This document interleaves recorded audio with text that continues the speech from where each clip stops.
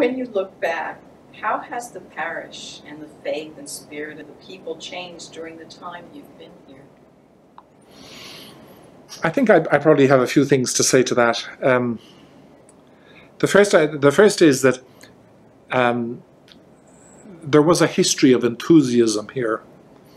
You know, when you're being so recently a growing community as St. Joseph was in the late 1990s and the early noughties, you know, and there was energy. The church was built in or dedicated, I think, in 1998 or 97.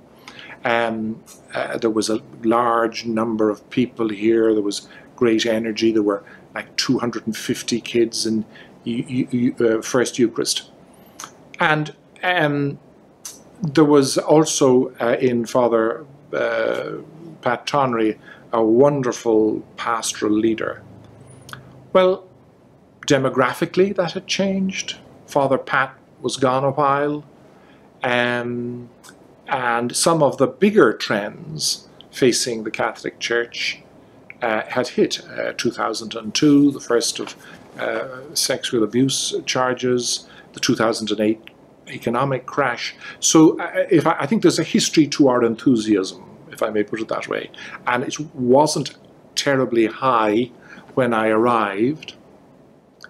And I suppose one of the first things I tried to do was arrest its slide so that it didn't just dissipate entirely.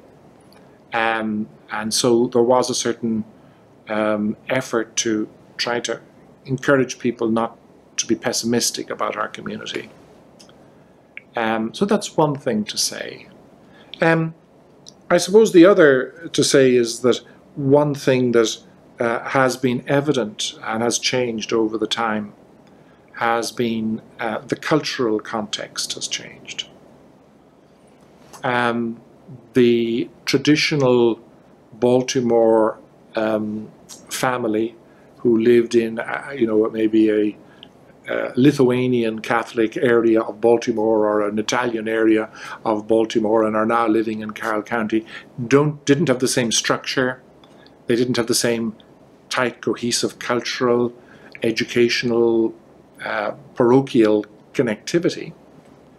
And so we were in a very different world. People were being much more selective.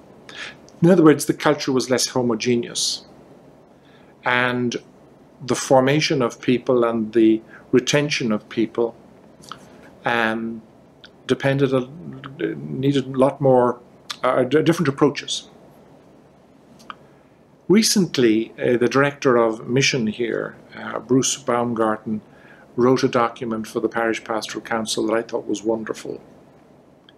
And he talked about the ecology of formation then, 15 years ago, and the ecology of it now as being very, very different.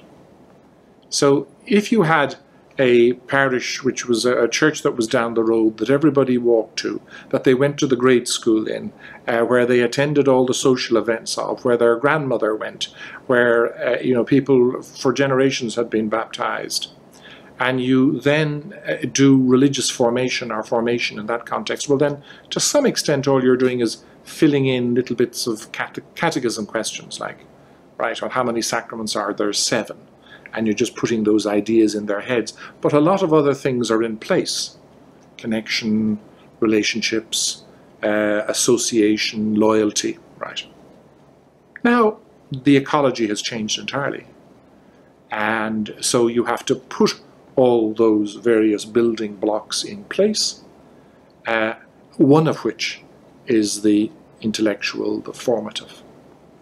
And that's been a shift I wish I had seen earlier. I wish I'd been able to articulate that more internally earlier, because I think I would have taken a different approach to formation.